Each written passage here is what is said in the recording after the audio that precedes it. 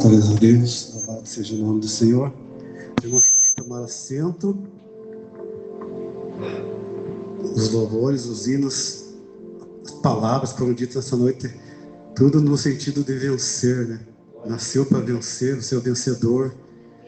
E a palavra, eu acho que vai nessa mesma direção. Nós vamos falar sobre Josué. Josué, que era da tribo de Efraim, né? Nós vamos uma palavra primeiro ali, Josué, capítulo 1. Eu não vou contar toda a história aqui, mas eu vou resumir, né? Quem conhece a história, né, já sabe. Quem não conhece, daí procure conhecer ali em Josué, né? Livro de Josué, capítulo 1. E eu observei aqui uma coisa interessante. 4 vezes, né, Deus falou para Josué ter ânimo. Veja como tudo está indo nesse caminho hoje, né, para animar, né? E eu não escolhi a palavra aqui porque não, a igreja está passando por isso, por aquilo, o pastor está passando por isso, eu vou escolher essa. Não escolhi. Confesso que não escolhi a palavra, não. Mas se encaminhou para esse lado aqui, Josué capítulo 1, e eu vou ler aqui o versículo 6, daí o 7, o 9 e o 18. Josué, Deus fala a Josué e anima, veja bem, ó Josué, né? Grande homem de Deus, e Deus está falando aqui que ele ia animar Josué, porque ele viu que Josué estava desanimado. Então Josué é ser humano como eu e você. Josué que substituiu Moisés, e certamente pelos cálculos ele teria mais ou menos 85 anos, e ele era representante, era um dos representantes daqueles 12 espias que foram mandados lá para observar a terra de Canaã. Daqueles 12, só Josué e Caleb voltaram, né? Interessante que Josué é representante da tribo de Efraim, que fazia parte das 12 tribos de Israel, ou seja, os 12 filhos de Jacó. Mas eu meditando, estudando essa palavra, eu não sei se aqueles que estudam a palavra e pregam a palavra já observaram que na verdade não eram 12 da tribo, eram 12 tribos que falavam 12 tribos de Israel. Mas na verdade eram 10. Porque 2 ali, Efraim e Manassés, que faziam parte das 12 tribos, eram justamente filhos de José.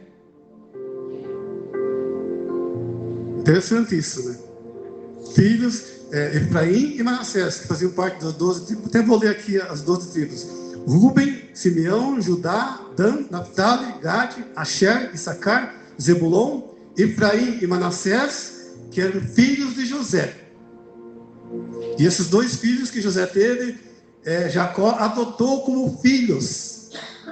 Interessante isso. Veja como José foi super abençoado, que teve até os 2 filhos, como se fossem filhos de Jacó, porque receberam 2 tribos, como se fossem filhos, mas não eram filhos, eram netos. Nós faziam parte das 12 tribos dos filhos de Jacó. Então José foi abençoado até nessa parte, porque o próprio Jacó, seu pai, adotou os seus 2 filhos, Efraim e Manassés, e concedeu para esses 2 filhos, que ele adotou como filhos, eram netos, deu 2 tribos. Veja que bênção que é estar na presença de Deus, igreja. José foi super abençoado. E Josué, então, deveria estar mais ou menos com uns 80, 85 anos, ou seja, ele já era de idade avançada. Então, certamente, as pernas de José tremeram quando Moisés faleceu, porque ele olhou: meu Deus, vou ter que governar esse grande povo chamado Israel. Por isso que diz aqui o título: Deus fala a Josué e anima-o. Por isso que falou 4 vezes, nesse versículo 1, 2, no 9 e no 18, do capítulo 1. Quero ler só esses versículos aqui. Eu fiz um resumo aqui para os irmãos entenderem que dos 12 que foram espiar a terra prometida, só 2 voltaram otimistas. Quem? Efraim e Manassés. Manassés, na verdade, que voltou foi Josué e Caleb, que voltaram otimistas. Os outros 10 voltaram pessimistas. Veja a diferença, igreja. Josué representando aqui a sua tribo de Efraim, E Caleb representando aqui a tribo. Imagine que tribo que Caleb representava, justamente a tribo de Judá. Veja que tudo se encaixa na Bíblia, igreja. E uma das maiores tribos que tem, dos 12, a maior tribo que tem, é a tribo de Judá, dos 12. Por quê? De Judá veio o quê? Veio a linha de Davi, rei Davi, e a linha de Jesus. Por isso que se diz leão de Judá, porque da tribo de Judá, que é a maior tribo aqui dos 12. E Caleb era representante da tribo de Judá. Veja como as coisas vão se encaixando na palavra de Deus. E Josué, na verdade, o nome dele, veja como Deus ele muda. Aqui ele mudou o nome para Josué. Mas espiritualmente Deus muda, não muda o nome, mas muda a nossa ação, o nosso espírito. Ele muda espiritualmente a nossa vida. Mas naquela época Josué, na verdade o nome dele era Oséias. Você pode comprovar isso lá no livro de Números 13 e 16. Até coloquei aqui, ó.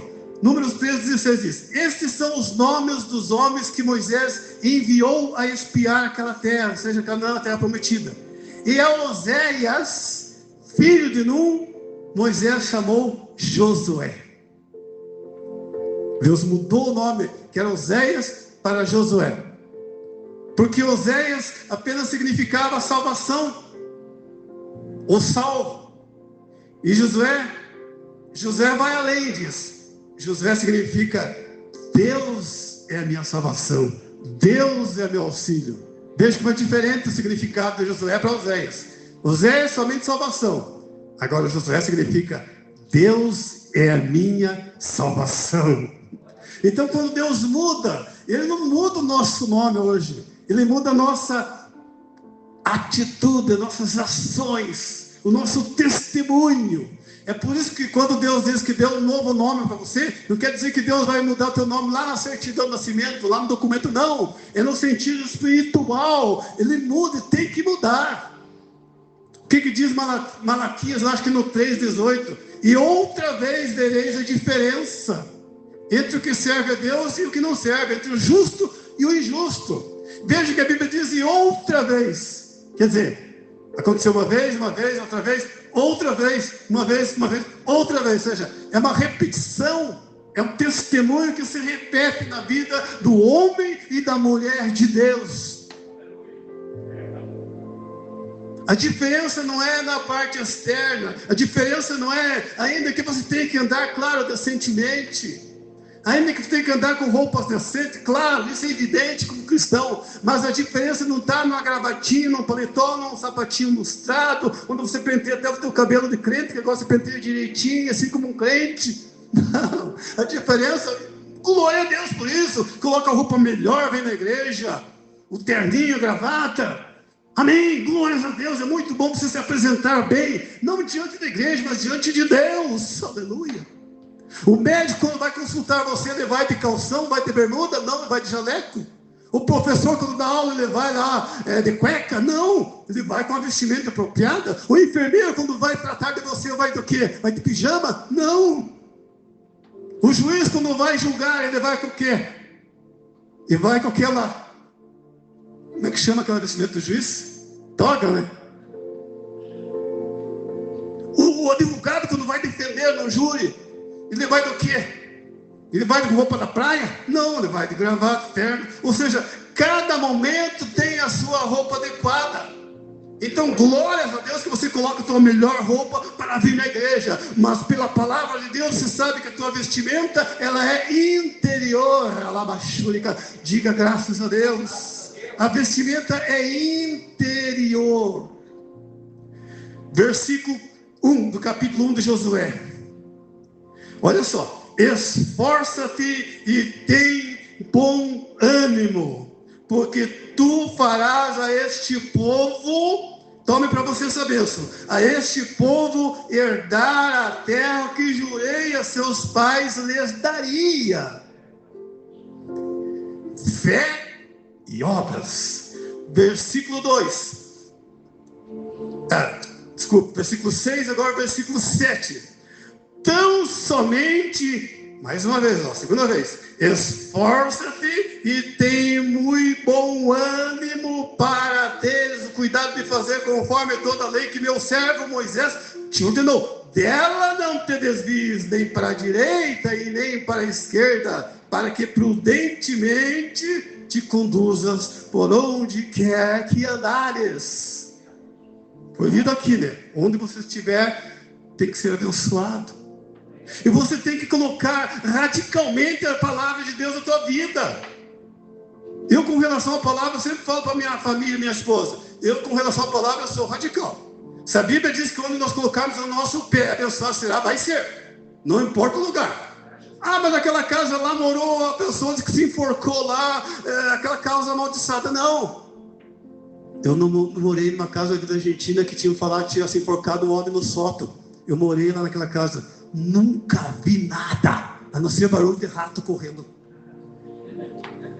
Tem pessoas que vão crentes que vão no cemitério e não sei que Deus que serve. Que chega em casa, tira a roupa, não, essa roupa do cemitério, não quer. Claro, você tem que lavar, um dia você vai ter que lavar, mas não por isso, porque foi no cemitério. O local onde tem mais contaminação, na verdade nem é cemitério não.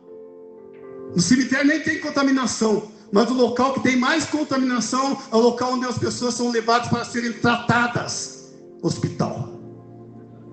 Aí eu concordo, você chegar em casa, tirar a roupa e lavar. Aí eu concordo. Tanto é que deram alta para minha esposa, ela veio, ela foi bem e voltou, não voltou muito bem não. Eu falei até para a Salete, você voltou pior do que você foi. E não está bem ainda. Por quê? Porque o médico não quis deixar lá, porque tem muita contaminação, está super lotado o hospital. Então vai fazer o tratamento em casa, termina em casa. Mas ela não voltou bem não. Está se recuperando, mas aos poucos. Poderia ter ficado mais lá, mas por causa da contaminação o médico mandou embora. Versículo 9, terceira vez. Não te mandei eu? Esforça-te e tem bom ânimo. Não pasmes, não te espantes. Olha o que eu falei aqui, ó. O crente tem que ter um diferencial, igreja. Você não pode ter medo de qualquer coisa não. Você é diferente, diga amém. Se Deus fazer um teste com você, eu quero ver. Se Deus mandar você, olha, meu filho, minha filha, você sentir no coração, olha, Deus está me mandando ir naquela esquina lá tem um trabalho de macumbaria. Deus mandou ir lá e acabar com o trabalho aí. O que você vai fazer? Não, meu Deus do céu, Senhor, não vou fazer aquilo não, tenho medo daquilo lá. Se você é temente a Deus, se você não tem medo de nada, você faz isso sim. Falar baixo, eu fiz isso. Eu não estou falando dos outros, não, eu fiz isso. Na minha própria esposa, que antes servia a esse tipo de Deus. Depois que ela se converteu, ela não teve coragem de descer no salão que ela fazia os trabalhos. Eu tive que descer no salão que ela fazia os trabalhos e pegar todos aqueles trabalhos, aquelas bebidas, champanhe, cachaça, conhaque, vestido de pombagira que ela usava, todos aqueles símbolos. Eu tive que pegar tudo aquilo e quebrar tudo no bueiro em frente de casa lá. Fiquei com medo? Não! Porque eu sirvo um Deus mais poderoso que tudo. Alabachuricana lá. Enfrentei problemas? Sim. Se você mexe com coisa pesada, você enfrenta problemas. Mas o teu Deus é maior que tudo. Acordava de madrugada e sentia que alguém me sufocava na cama assim. Estou inventando isso? Não estou inventando não, acredite se quiser. Mas eu clamava o quê? Eu clamava Salete, me acuda. Não, sangue de Jesus tem poder. Na mesma hora. Uma vez um vulto de quase 2 metros deitou do meu lado assim. Eu vi que era uma mulher. Mas eu vi que não era normal, porque a minha esposa não estava em casa, acho que ela estava viajando num congresso. Eu vi, não tem ninguém do meu lado aqui. É coisa espiritual. Uma mulher de quase 2 metros, fora do normal. Vulto, preto. Em nome de Jesus, repreende. Por que estou falando isso, igreja? Eu não estou falando aqui para me vangloriar, não. É testemunho para você se edificar espiritualmente. Que se Deus agiu na minha vida, também age na tua vida. Porque o meu Deus não é diferente do teu, não.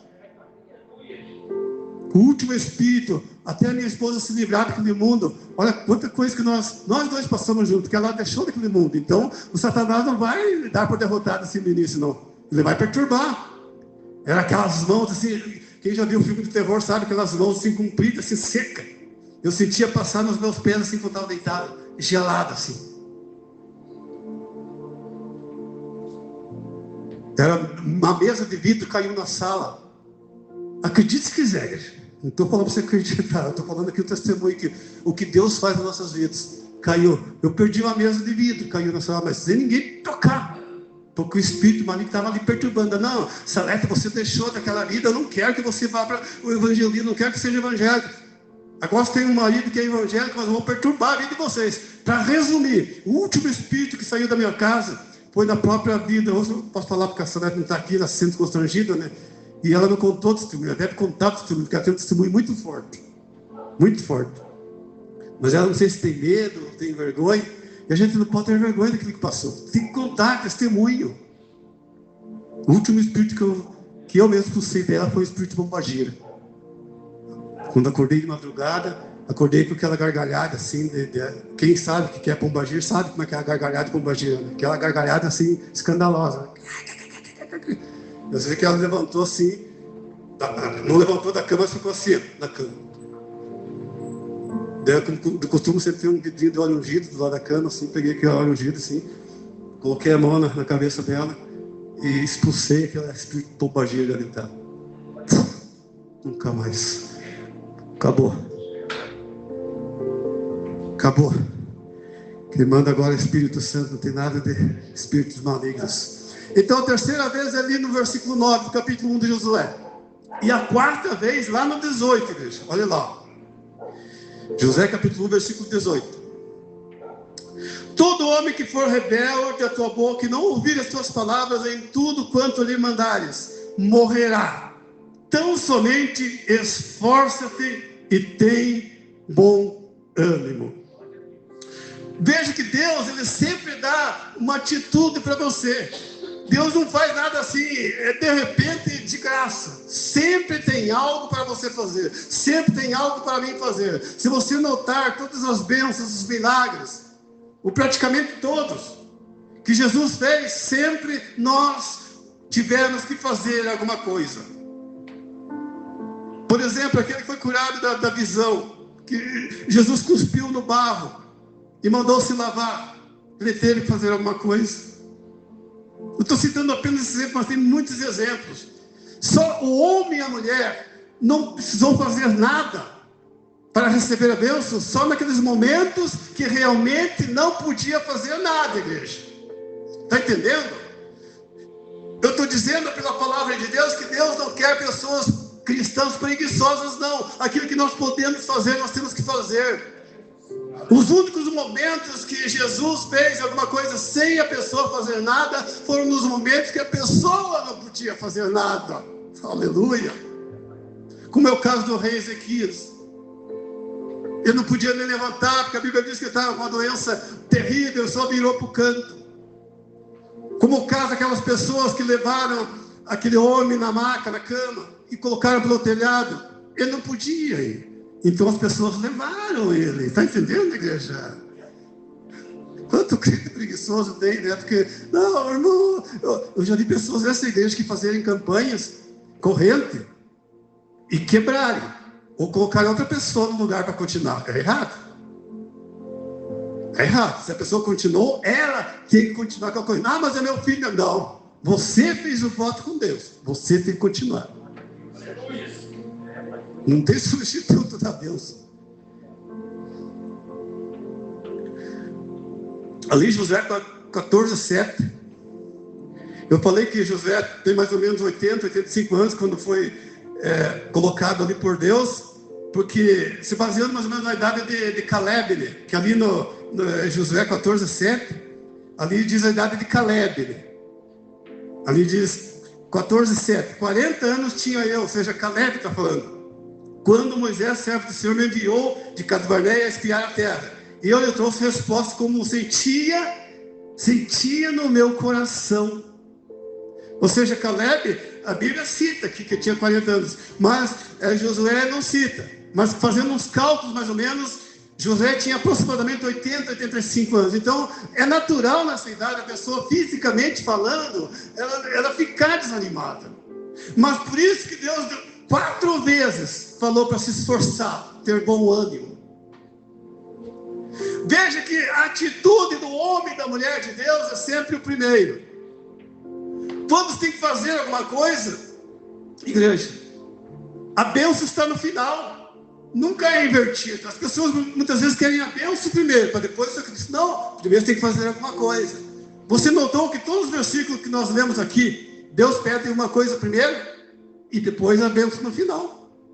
Olha ali o versículo 6. Esforça-te, a nossa parte, ó. Esforça-te e tem bom ânimo. Aí vem a bênção, porque tu farás este povo herdar a terra que jurei a seus pais. Está entendendo? Mas o que é se esforçar? Se esforçar é você fazer a tua parte, colocar. O que é esforçar-se? É colocar de dentro para fora alguma coisa diferente. É você colocar aquilo, não interiormente, mas tirar de dentro forças. É colocar força para fora. Está entendendo? Ou seja, não é interior agora. Agora você vai ter que fazer um esforço sobremaneira. Se esforçar. É como você pegar esse banco aqui, de repente você, mas eu não posso. Não, mas faça um pouco mais de força. Mas eu não posso. Vai se esforçando. Opa! Isso é esforço. Por isso que você está dizendo, esforça-te. Se esforçar é um verbo. Mas ele diz mais aqui, e tem bom ânimo. Agora, ânimo é diferente. Ânimo é interior. Ânimo aqui na palavra, se você notar aí, não sei se está ali, está com acento no A, circunflexo no A. Ali nesse caso, o ânimo, na verdade, é um substantivo. A diferença entre ânimo com acento e ânimo sem acento. Ânimo sem acento é você animar uma pessoa. É tipo um palhaço, você vai animar a festa. Agora, veja como é diferente a palavra de Deus. A mesma palavra, mas o significado é diferente. Ânimo com acento no A. Aí é um substantivo. Vai dar nome àquilo que está sentindo. É você se esforçar e ter vontade. Está entendendo? É diferente agora. Porque às vezes a pessoa se esforça, mas não tem vontade. Vamos esforçar porque a pastora pediu, o irmão pediu, o presbítero pediu. Não, você tem que ter vontade. Vamos esforçar porque eu gosto. Ou seja, ânimo. Porque eu gosto de fazer isso. Eu não prego porque me pediram, mas eu gosto, eu sinto vontade, eu tenho prazer. Eu não canto porque a pastora está exigindo, mas eu canto porque eu louvo a Deus. Não importa se eu erro a letra, se eu sou desafinado, eu canto para louvar a Deus. Aleluia. Isso é ânimo, é esforço e ânimo para o irmão entender bem a palavra de Deus. O que Deus está falando aqui para Josué. Não era só se esforçar, não, é ter vontade. Porque veja, uma pessoa com 80, 85 anos. Não era jovem, então ele tinha que se esforçar e ainda ter vontade, ânimo, aleluia. Quero aqui um pouco resumir mais a palavra aqui para não passar muito do horário que já está fechando, mas eu quero aqui dizer para a igreja que Deus, Ele quer dar o que para você? Ele pode dar ânimo, mas você tem que fazer esforço então, pelo menos. Esforça-te e tem bom ânimo, diz ali no versículo. Veja que está falando aqui naquele caso de esforça-te e tem bom ânimo. Por quê? Porque tem um mau ânimo. Tem pessoas que são animadas para fazer as coisas erradas. Mas Deus é bem claro, ter bom ânimo. Esforça-te, aleluia. E tem bom ânimo. Eu não sei se todos sentem a alegria que eu sinto de fazer a obra do Senhor. Não se sentir triste. Eu não sei se você se sente triste quando você que prega a palavra de Deus, se sente triste quando vê bancos vazios. Eu sinceramente não me sinto triste. Por um lado eu me sinto triste que as pessoas não querem ouvir a palavra de Deus. Mas por outro lado eu me sinto que a palavra vai ser pregada do mesmo jeito. Não tira uma vírgula, não tira um ponto. Quem não veio perdeu. Nós tem cantores evangélicos, tem pregadores evangélicos que já perguntam: olha, pastor, eu vou pregar na tua igreja, mas quantos membros tem? Olha, igreja, eu frequentei Brasil para Cristo 7 anos e meio, me converti lá. Na verdade, me converti na Assembleia de Deus, mas comecei a frequentar a Brasil para Cristo. E teve um dia, Talvez alguém já ouviu esse testemunho aqui. Teve um dia que deu uma tempestade. Acredite se quiser, nem o pastor da igreja foi. Nem o pastor da igreja. Só estava eu lá. Eu abri a igreja, eu tinha a chave da igreja, porque eu sempre fui auxiliar de pastor. Nunca quis ser pastor para dirigir igreja. Tive muitas oportunidades, eu nunca quis, não quero, porque tem a minha profissão. Mas sempre auxiliei os pastores. E eu ficava com a chave da igreja, abri a igreja, o pastor não chegava, e aquela tempestade, e abri a igreja, fui lá para dentro e fiquei esperando. O pastor não veio, foi passando a ordem, nem membro. Claro, tinha dado a tempestade, né? Até dá para reconhecer, né, que não era fácil mesmo, mas só para testemunho da igreja.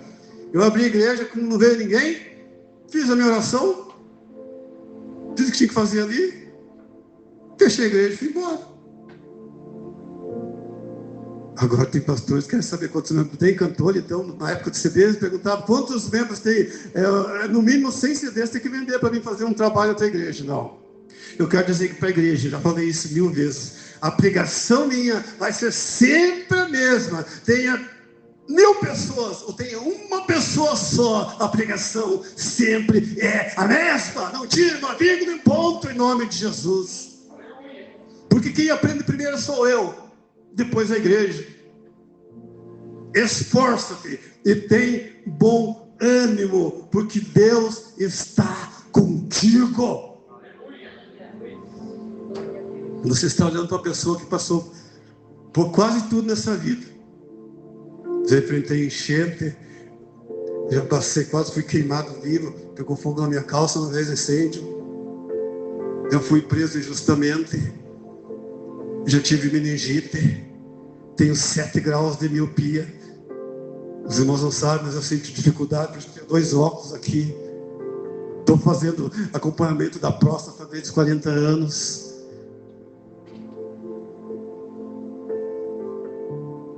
Já morei em garagem, já morei em porão, já peguei aranha debaixo da minha coberta, sentindo aquela coisa correndo assim, peguei fofinha, o que é esse negócio fofinho aqui? Peguei uma aranha desse tamanho, assim, aquelas caranguejeiras. Então, se Deus está comigo nesse tempo todo, nesses anos todos, com você não é diferente. Porque o Deus que eu sirvo é o mesmo que você está clamando nesse momento.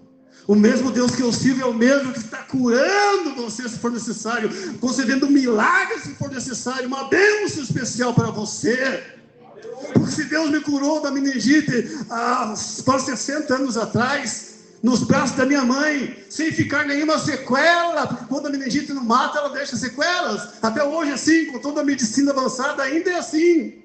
Imagina quase 60 anos atrás. Se Deus tirou eu da morte e me trouxe aqui para trazer essa mensagem hoje, Ele não pode, não vai ser diferente com você, diga amém. Porque Deus está comigo, está com você, que está com a igreja. Nós não servimos um Deus de teoria, pelo menos não gosto de pregar teoria, não. Se fosse teoria que eu pregasse, eu voltaria lá para a igreja católica, lá para auxiliar o Padre Geraldo, que eu fazia, a fazer as missas. Eu ficava lá com meus 23 anos de idade. Eu não tinha ido aceitar a Jesus Cristo como meu único suficiente Salvador. Não, se Deus não fizesse na minha vida, eu teria voltado lá para a minha religião antiga. Não, vou voltar para lá para a mesma coisa. Não, porque Deus fez na minha vida, e os testemunhos que eu conto na igreja são verídicos, não são invenção, não. Acredite se quiser, porque o Deus que eu sirvo é o Deus que dá esforço e dá ânimo se você não tiver. Mas esforça-te e tem bom ânimo, porque Ele está contigo. Aplauda o Senhor Jesus Cristo. Receba o presbítero Luiz em nome de Jesus.